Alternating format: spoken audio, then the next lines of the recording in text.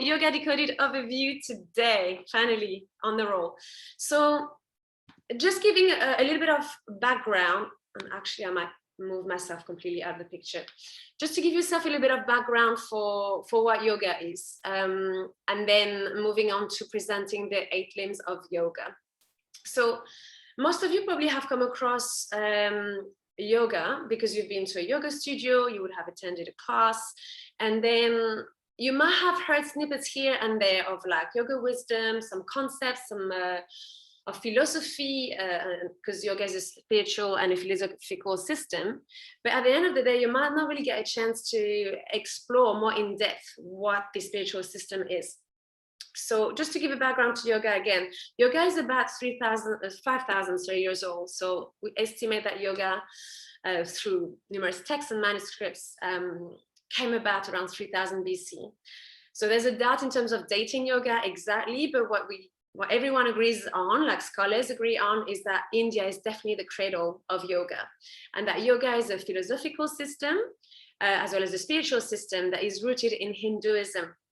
And that's very important to point out, because that's why you have all those reference to deities, to those avatars, and to concepts that are just Hindu concepts. Hinduism itself is based on some ancient scriptures. I guess one of the most famous books that is referred to is the Vedas. It's actually a set of 4 books, and the oldest of these books is the Rig Veda, and Rig is translated as knowledge, wisdom, or praise. And it is estimated to have been written around 1500 BC. So the oldest book, and then the most recent book more like 900 BC. But so that goes way back in terms of scriptures that we can date properly. And then also in Hinduism, you have, of course, I mentioned just now, like a large pantheon of deities. So you have the main 3 deities, Vishnu, Shiva, and Brahma. The god of creation is Brahma, the god of maintenance, preservation is Vishnu, and the god of destruction is Shiva. And they form this sort of triumvirate, if you like, that allows the universe to stay balanced. So it's very shortly mentioning Hinduism, because that's important. Of course, it returns over and over in yoga. So the word yoga, remove myself again, the word yoga itself comes from the Sanskrit root yuj. The texts are written in Sanskrit, and it's actually I've just very awkwardly drew the word yoga here on this slide, but if you see like a whole text written in Sanskrit, is such a beautiful writing, and you might have seen people getting tattoos also if you go to yoga studios. It is a really beautiful writing. So really all this is actually the precursor of Latin and Greek as well. It's the oldest language known to man. And the meaning of yuj is in general to yoke, to bind or join. Scholars have found the word yoga to mean completely something else, but it has now commonly come to be translated as union or communion. And it describes this system that you are familiar with, guys, the union of individual consciousness with that of the universal consciousness. So you might find the word yoga in contexts that are non-spiritual and really like practical, but mostly in the context of the philosophical system. It refers to this merging, this union of a higher self with whatever you want to call it, source, spirit, ultimate reality. There's lots of words for it. So don't hesitate to ask questions. I guess it's just facts. There's nothing much to question just yet. Feel free at any point to ask anything you feel like. So yoga, we said, it's a philosophical and spiritual system. And it is based on a main text that I've written here, the Yoga Sutras of Patanjali. You'll find a wide bracket of estimates when it comes to dating the text. So don't hold me to 300 CE. You'll find 500 before Christ even, but that's the most, I guess, accurate dating that came lately for that text. Not that it really matters, because it's really the substance of the text that matters the most. Sutras means it's a thread. Sutra is a condensed wisdom so mentioning a pearl of wisdom in as few words as you possibly can. And the reason behind that is that because yoga for a very long time was an oral tradition. It was passed on from teacher to student, and you would discuss the texts. But you have to memorize that wisdom, and the best way to do it is to be concise.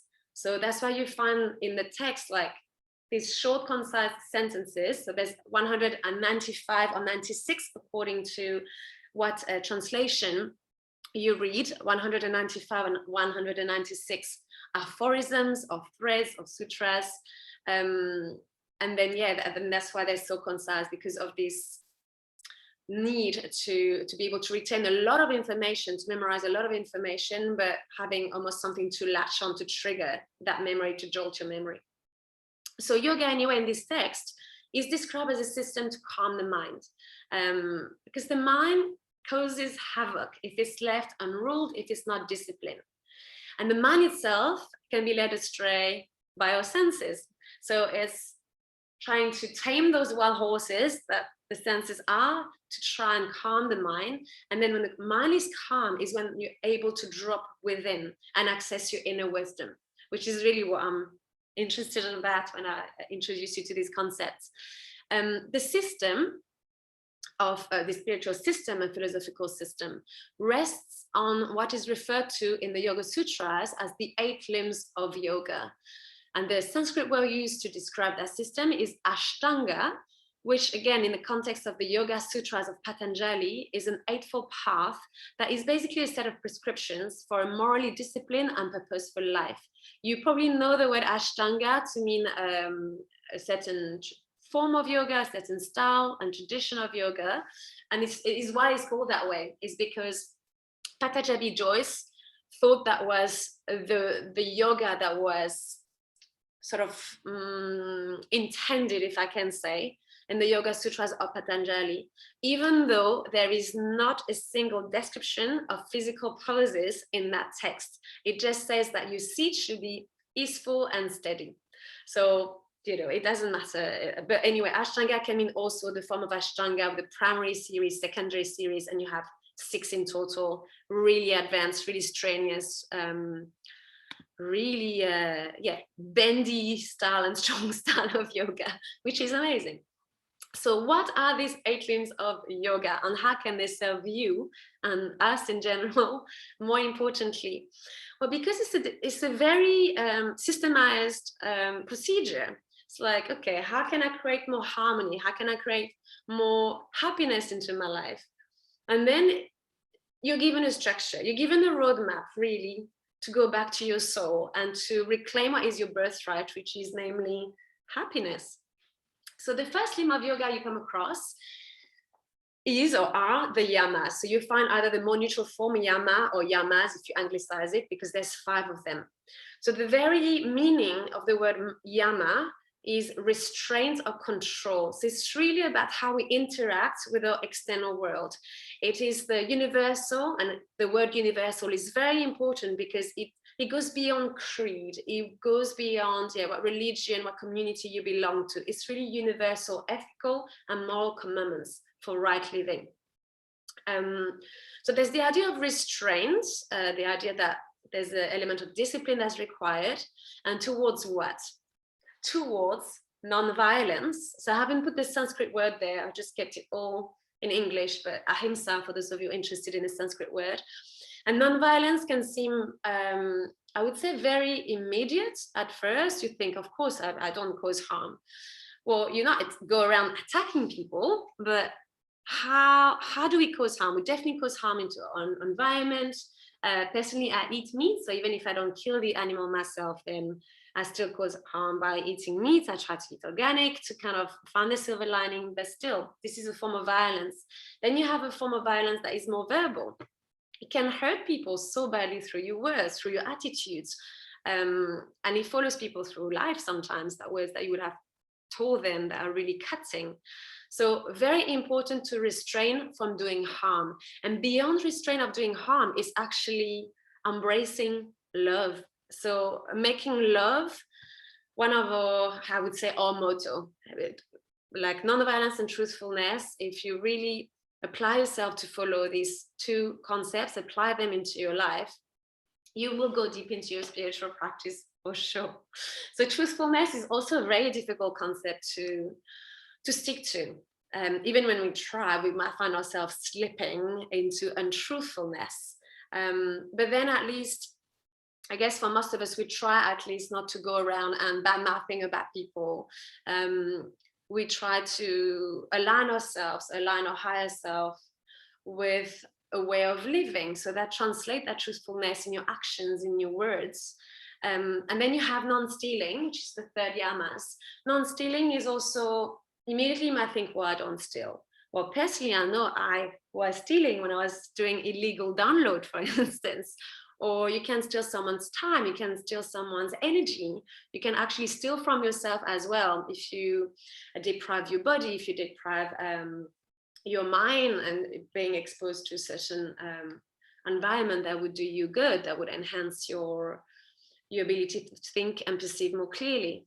And then you have sexual restraint. So this sounds very patronizing, perhaps, but the idea of sexual restraint is not muchly associated with celibacy. For a long time, I guess it was, but it's basically just the idea of like not going too wild and sort of channeling that sexual energy, because the idea is that it is energy. So if you spend a lot of time focused onto finding ways of pleasing that part of yourself, then it's energy that is not used toward enhancing your spiritual path. And that's the only thing. It's like, well, there's energy there that may be a little bit too wasted. How can I redirect it to higher purposes? And then the last yama is non-covetousness. It's basically non-greed. It's just not accumulating beyond one's need. Not. It even goes further. It goes like as far as not wanting beyond what we need, which is a lot harder. But at least in our immediate environment, like, what do we accumulate around us? Do we tend to hold on to things? Do we tend to even cling on to people, on situations that actually perhaps no longer relevant to where we are in the stage of life that we found ourselves? So it's really 5 words, but oh my gosh, they open a whole world of introspection and reflection. And we're going to talk about that very shortly. So that is just the first limb of yoga, huh? There's 8 in total. The second limb of yoga, so the second part of that system, Eightfold Path, is the niyamas. And the niyamas are also broken down into 5 steps and 5 steps of self-purification. And it's translated as observances. So the yamas are the do not rules, and the niyamas are the do rules. It's positive duties. So the yamas we've just seen are universal in the application, and the niyamas, they apply to the individual. They're rules of conduct that apply to the individual. So it's really about how they relate to our inner world and senses of perception, and how they help us develop self-discipline. So what are they? So those niyamas are cleanliness, and that sounds like perhaps stating the obvious, but you look after your body, you look after your mind. How do you keep your mind clean? You keep your mind clean, or as clean as possible, by I would say making sure you expose yourself to too much trash, and that could be trash in the form of programs, stuff that you read, not exposing yourself to excessively toxic environments. It's just set them down, obviously, but if you think about, if you were to feed your body a lot of junk, you see the result. You feel sluggish, you feel tired, you feel bloated, might make you really actually quite sick. If you just eat a bit more carefully, like without being OCD whatsoever, but just eating a little bit of everything in moderation, you implement a form of movement, you're going to feel better. You're going to have more energy to go about what you're really meant to be doing. And of course, it goes to the idea of purification of our heart, of our soul. But that starts first with very practical steps. You look after your body, you make sure you read perhaps inspiring literature. It doesn't have to be yoga text, but really stuff that enhance that part of you that is light, that is loving, that is forgiving and generous and abundant. And then the niyamas also encompass the idea of contentment.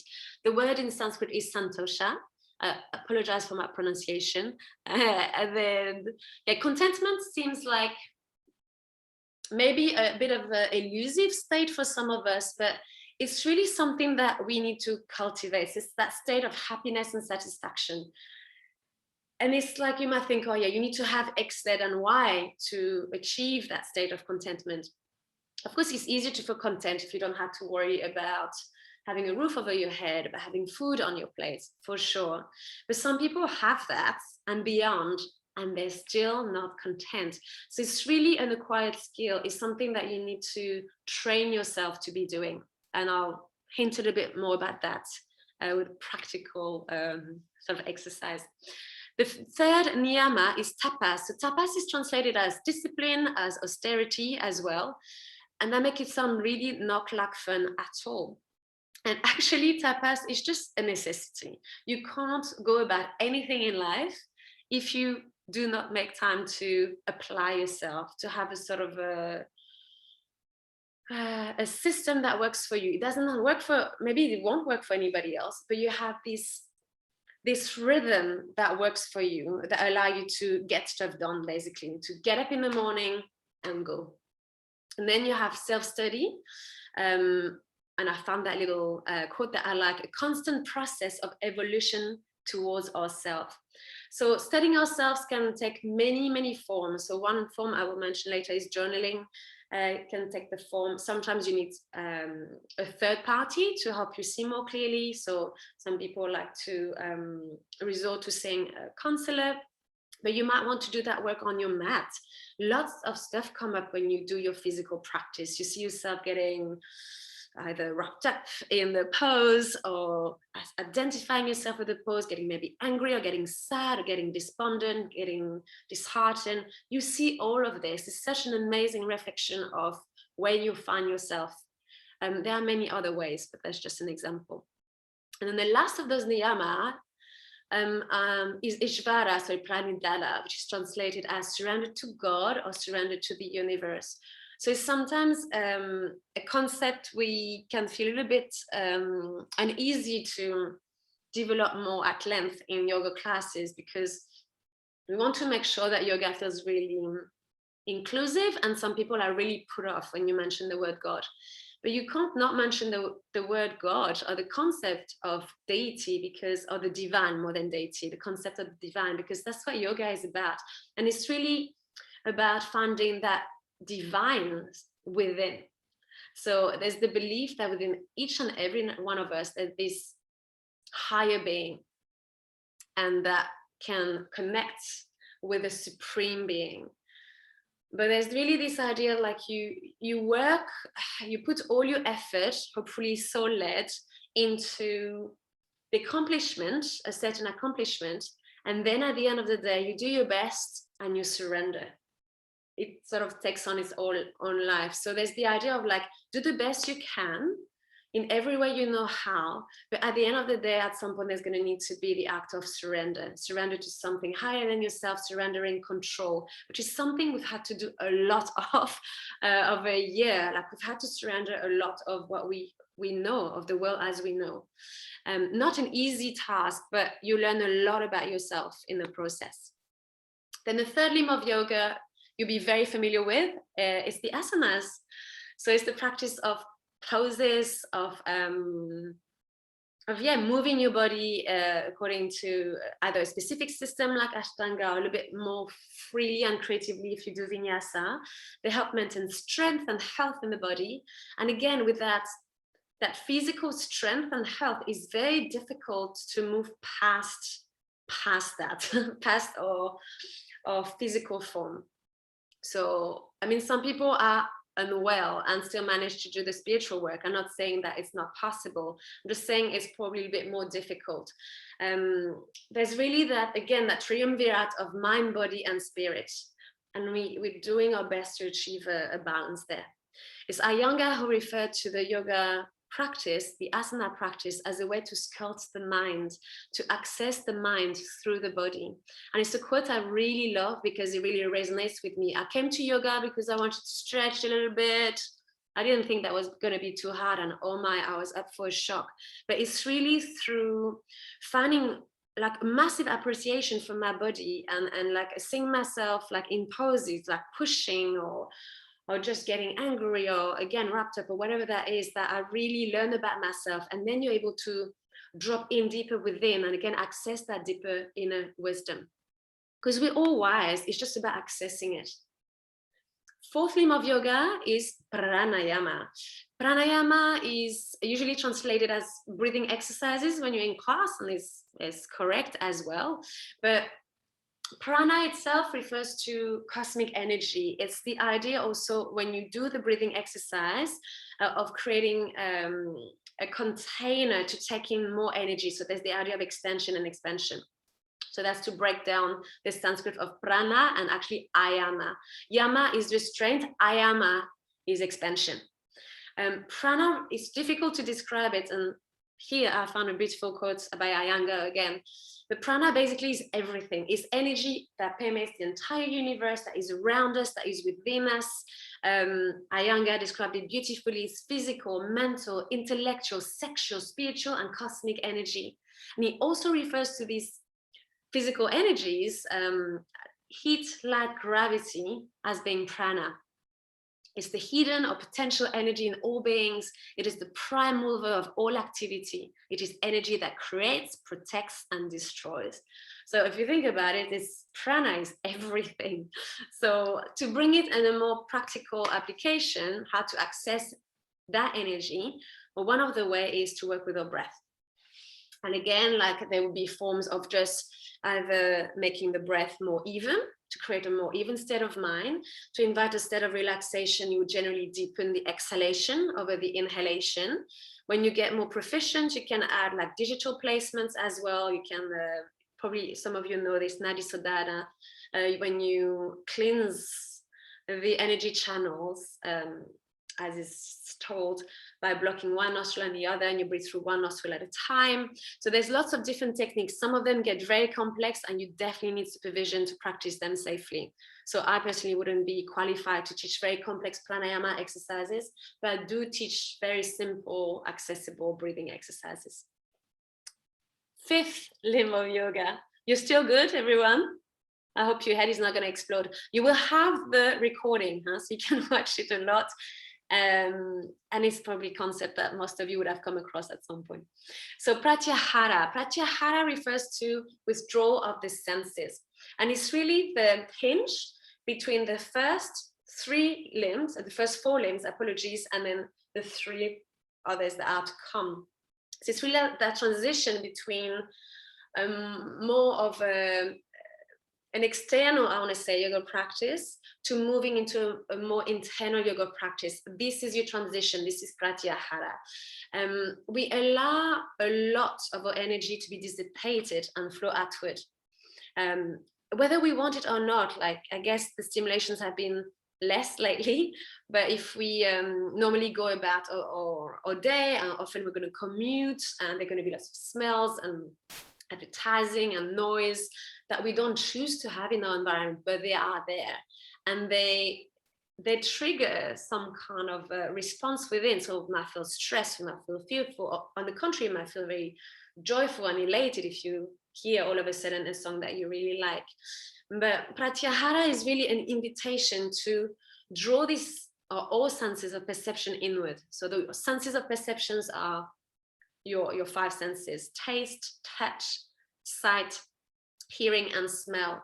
You draw the senses inward so that you can create a conducive environment to still the mind, without which there can be no inward journey. You need to go through that transition from like being very much out there in the world, if I can say, yes, integrating these ethical, moral principles, cleanliness, niyamas, etc.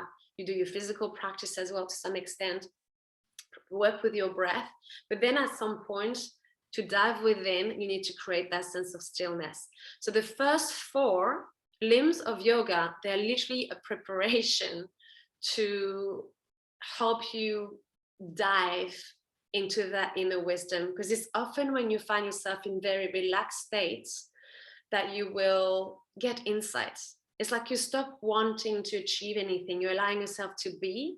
And it's often when you're able to create that space, that answers that you're looking for are coming to you. So maybe not in one session, but over time, obviously. So one way of practicing pratyahara is often in shavasana. If you go to a class or join a class, and it's not because you've had that preparation, you've had the physical athletes, and often your shavasana would be a lot deeper at the end of a session than if you were to do a shavasana at the beginning of a session, just because you had that time to move your attention from external object to, toward your body, toward your breath, and then even deeper within. And then we're moving to these two concepts that are very close, so it's not always easy to explain the difference between the two of them. So through pratyahara, you have created the environment where you can practice one-pointedness. There's a word for that in Sanskrit, is ekagrata. So dharana is translated as concentration or single focus. But dharana is not just like, okay, you pay a bit more attention. It's really about the ability to think about one object and avoid other thoughts. Sounds maybe easy on paper, it really isn't. We have thousands and thousands of thoughts on an everyday basis. We ask to just think about one object, not easy. So oftentimes you have little flicker of that state. Maybe if you're engrossing yourself into a process of creation, maybe you draw, you make music, or you find yourself you're not distracted. The doorbell can ring, your phone can ring. You don't hear it because you're so engrossed into what you're doing. But in this state of concentration, there is still a dual. There's still a duality between you, who is concentrating, and the object you're concentrating on. So you still have the feeling of like, there's this object I'm focusing on, there's this task I'm focusing on, and there's me. But this is a really important stage because it is the stepping stone for dhyana. Dhyana can take you one step deeper, and often again we tend to have flicker of that beautiful state. So dhyana is meditation, contemplation, and it's when intelligence and awareness do not fluctuate and remain constant. So there's the idea of duality between yourself. Imagine you're focusing on your breath, yourself and your breath. Yourself and your breath actually would become one. So you have this. You might have experienced that. I found for me, like, it would be not even trying to meditate. It would be often like, one example I can think of, being on the beach, lying in the sun, feeling this warm sun underneath, feeling the sun shining on my face, being a little bit aware of the waves coming and crashing, like just not far off, and just being in that state where I just feel, you feel you're merging, you kind of become the waves, you become the ebb and flow. And it doesn't last very long, but it's such an incredible state to be in because it's pretty magical. You realize even more how we're all one. So in those moments, and even more taking it to the 8th limb of yoga, which is samadhi. Samadhi is translated as union with the universal self, self-realization, total absorption. So in the 8th path of Patanjali, it is the ultimate goal, really, the ultimate, the end of your quest, like I've put here.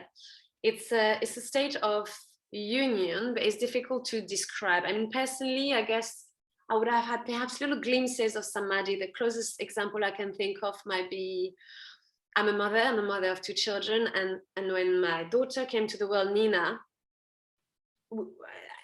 I mean, it sounds weird to say I was one, but the extreme love that I had for her, like this overflow of love, it made me love everyone. And, and you might hear that, like, either women who are pregnant or new moms can feel really sensitive. We're very attuned to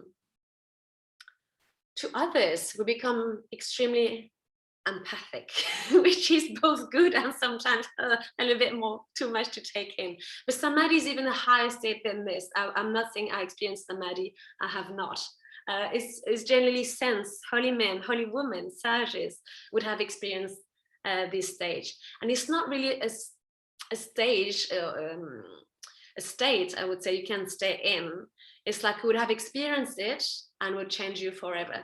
It will change your outlook on the world and the relationship we have with other forever. So most of the time when you come across wanting to find almost a way to explain or describe samadhi, most people would say you can't render such an experience in 2 words, which is not really helpful. But nonetheless, some tried. And so what I found here is samadhi being described as a state of union, of non-duality, of completeness with all creation and the divine. And the divine, as mentioned earlier, dwells within ourselves, not outside of ourselves. And it is there, the divine, in each and every one of us. In this state, there is only the experience of consciousness, truth, and I can't even say the word, which is quite funny actually, and a terrible joy, unspeakable joy. There is a peace that passes all understanding. So that is samadhi, that is the self-realization, the realization of the self. So practically speaking, it's like, how do you apply that in your daily life? Because you need to bring those concepts right back down to earth, otherwise they just remain as concepts, which is interesting, but doesn't really serve you. So, and that's why I deal with as the last part of the course is like really practical application of this yoga wisdom, because it is incredible that men and women like thousands of years ago really took the time to look within and try to find the tools to enable humanity as a whole to cope with life, and not just to cope with life, but to make life a really rich and abundant experience. So of course, life is also suffering, but there's always 2 sides of the coin. You have suffering, you have ugliness, you have hardships, and then you have beauty, you have harmony, and you have times of flow. And that is our experience of being human. And someone described beautifully that we are spiritual beings having a human experience rather than being humans having spiritual experiences. It's such a beautiful way to put it. We are spiritual beings, but we get lost sometimes on the way.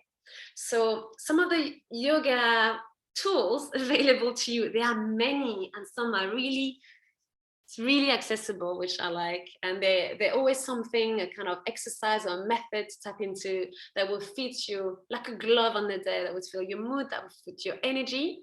And there's a wide palette. So some of you, Stace, you're a musician and a singer, so singing will come very naturally to you.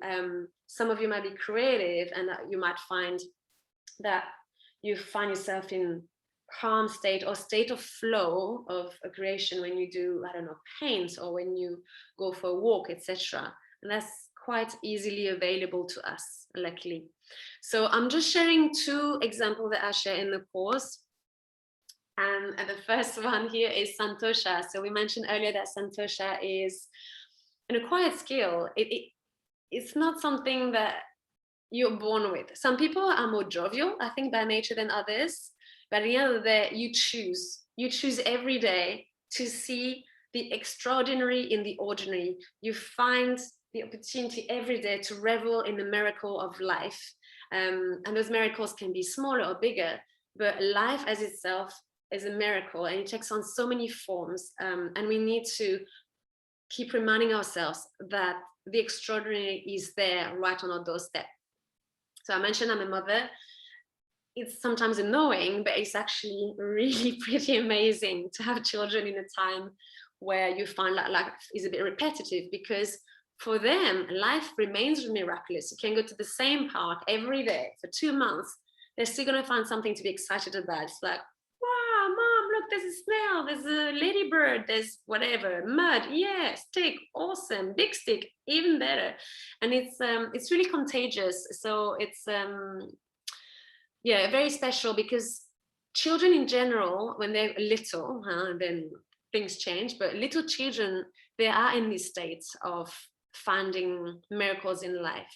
They discover new sounds, think of all the stuff for them that is actually new. And I think the very lovely thing when you're around your children is that they remind you of that. They remind you of the state that you're very familiar with.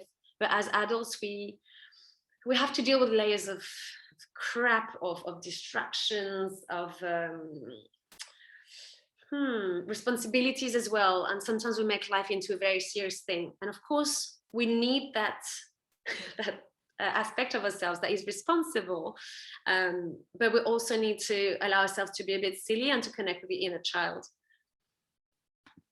And another practice I mentioned earlier when it comes to self-study is journaling. So the Sanskrit word for it is shvadhyaya, and I again apologize for my pronunciation. I know it is not quite pronounced that way, but I can't bring myself to say it right.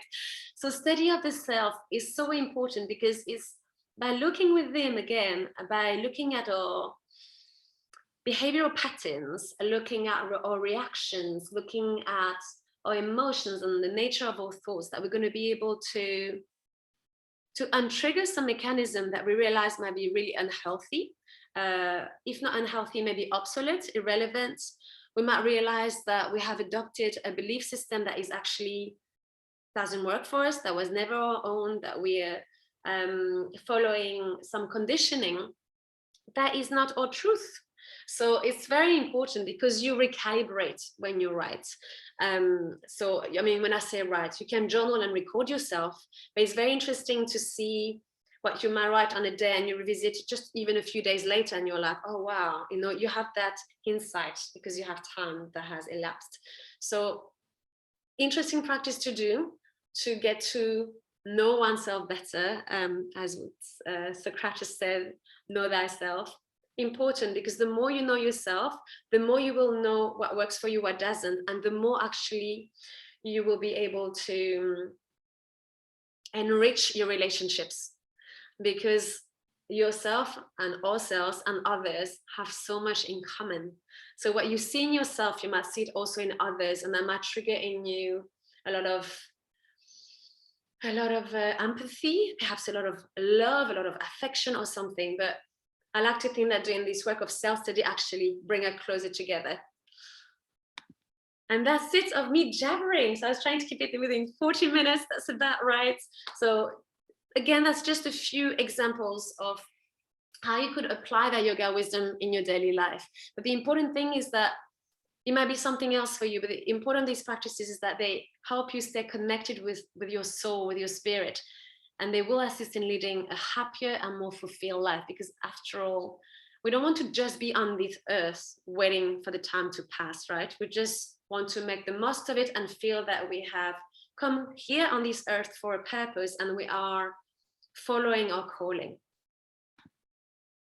And that's about it. So I hope you felt a little bit, if not inspired, maybe that's a bit pretentious, but uplifted by the introduction to the course. And the course is really all about re-empowering yourself, reconnecting with your true nature, again, through the ancient wisdom and heart that yoga is. It's a beautiful thing to do. I thought during the lockdown, there's probably I've seen lots of posts like on Instagram and stuff. It's all about, improve your handstand and do your thing. And it's like, actually, if I can just make it through the day, that'd be awesome. Because you might have felt really tired and a bit down and a bit low. So I just thought I'll try to put together something that you could keep and that you could use and revisit, because they are timeless. That's the beauty of it. Once you have those, you just revisit them over and over again whenever you feel the call to do so. Do you have any question for me? I've spoken for too long. I mean, it's all very practical, I suppose. If you don't have question now, but you would like to ask anything else at any time, you have my email address, flowyoga.mel@gmail.com. So if anything comes later during the day, feel free to email me. That would be lovely to hear from you guys. I can't thank you enough for joining. I'm new to this live thing. I was like, big knot in my stomach. It was really good. So thank you again. I will just few seconds though. Thank you so much, Dace. Have a lovely morning. Beautiful. I'll speak to you a bit later. Sounds great though. Everything you're talking about is wonderful. Thank you. Thank you. Lots of all right. Very insightful. Thank you very much, Flo. Thank you, Pascal. Bye. Bye. Thank you, Flo. Thank you. Thank you, Bill. I hope your head is not like. Bye. I'll see you tomorrow virtually. Yeah. Okay. Yeah. Lovely. Bye, Cheers. everyone. Thanks again. Bye-bye.